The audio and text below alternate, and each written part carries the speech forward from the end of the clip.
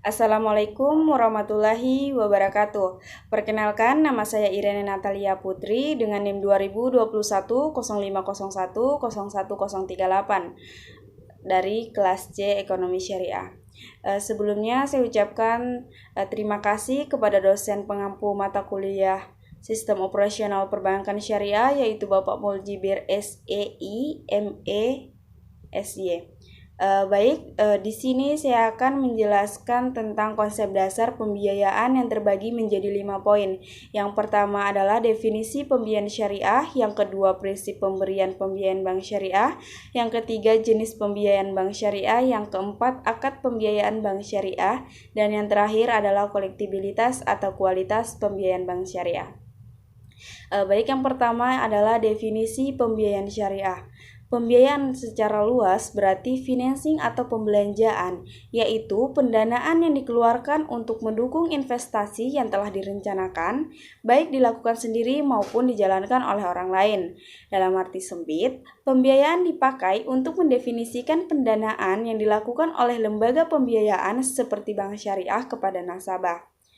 Yang kedua, prinsip pemberian pembiayaan syariah yang terbagi menjadi 6. Yang pertama, prinsip keadilan dan kesetaraan. Yang kedua, prinsip kerjasama dan saling menguntungkan. Yang ketiga, prinsip tanggung jawab. Yang keempat, prinsip transparansi. Yang kelima, prinsip hukum Islam. Yang keenam, prinsip kehati-hatian.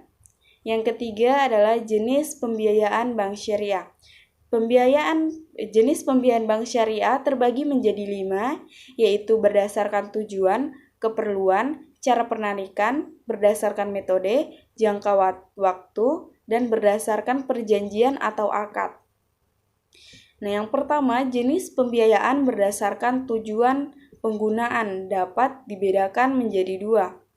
Yang pertama, pembiayaan konsumtif, yaitu pembiayaan yang diberikan kepada nasabah yang digunakan untuk membiayai barang-barang konsumtif. Pembiayaan ini umumnya untuk perorangan seperti pembiayaan perumahan, pembiayaan mobil, pembiayaan multiguna, dan kartu pembiayaan. Yang kedua, pembiayaan komersial, yaitu pembiayaan yang diberikan kepada perorangan atau badan usaha yang dipergunakan untuk membiayai suatu kegiatan usaha tertentu.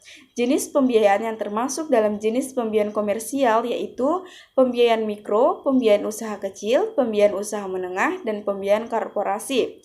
Jenis pembiayaan berdasarkan keperluan, yaitu ada pembiayaan modal kerja, pembiayaan investasi, dan pembiayaan proyek. Nah, untuk jenis pembiayaan berdasarkan penarikan terbagi menjadi 3, yaitu sekaligus, yang kedua bertahap sesuai jadwal yang ditetapkan, yang ketiga rekening koran atau revolving atau penarikan sesuai kebutuhan.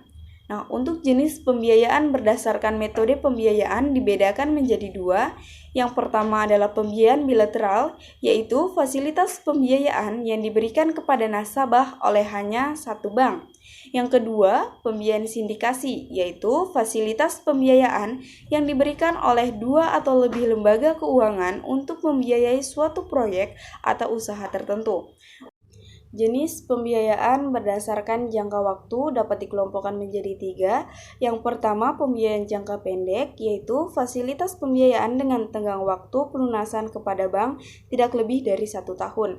Yang kedua, pembiayaan jangka menengah, yaitu fasilitas pembiayaan dengan tenggangan waktu pelunasan kepada bank lebih dari 1 tahun sampai dengan 3 tahun.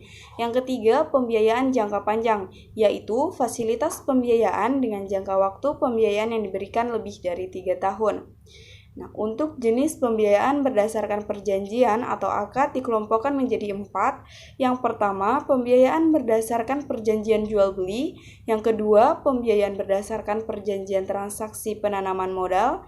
Yang ketiga, pembiayaan berdasarkan perjanjian transaksi sewa menyewa.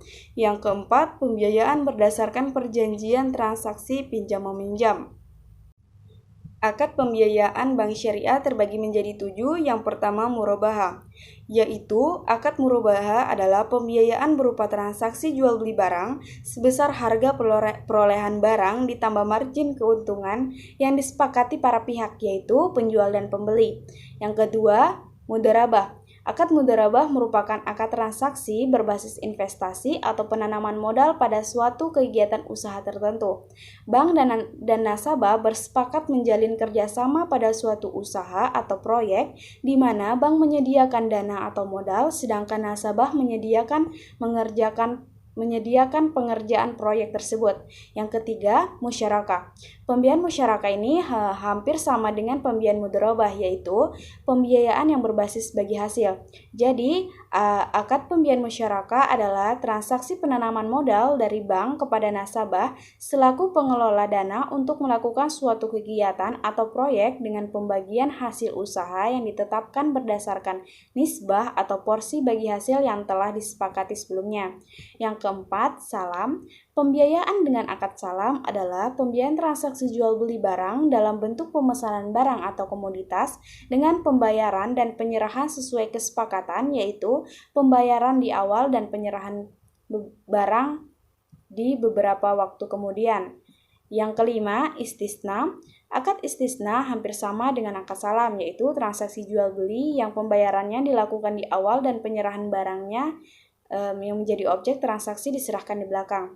Nah, untuk perbedaannya hanya terletak pada objek barang yang ditransaksikan. Jika pada akad salam, objek pembiayaan umumnya berupa barang komoditas atau hasil bumi, sedangkan pada akad istisna umumnya berupa barang manufaktur atau barang fisik dengan spesifik tertentu.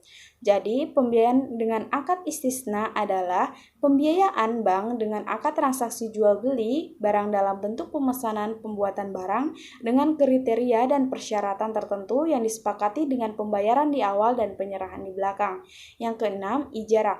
Akad ijarah merupakan akad transaksi pemanfaatan hak guna tanpa disertai perpindahan kepemilikan. Pembiayaan dengan akad ijarah adalah pembiayaan bank kepada nasabah untuk transaksi sewa-menyewa suatu barang atau jasa untuk mendapatkan imbalan atas objek sewa yang dimanfaatkan oleh nasabah.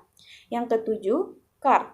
Qard merupakan transaksi pinjam-meminjam dana tanpa imbalan dengan pengembalian sebesar pokok pinjaman secara sekaligus atau angsuran dalam jangka waktu tertentu.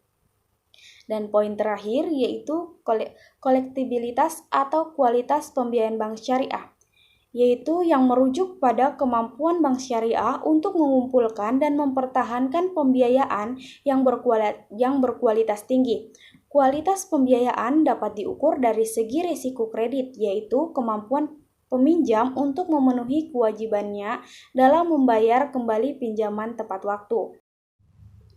Bank syariah juga harus memperhatikan faktor-faktor ekonomi dan sosial yang dapat mempengaruhi kolektibilitas dan kualitas pembiayaan, seperti kondisi perekonomian, perubahan regulasi, dan tingkat kesadaran masyarakat terhadap produk dan prinsip syariah.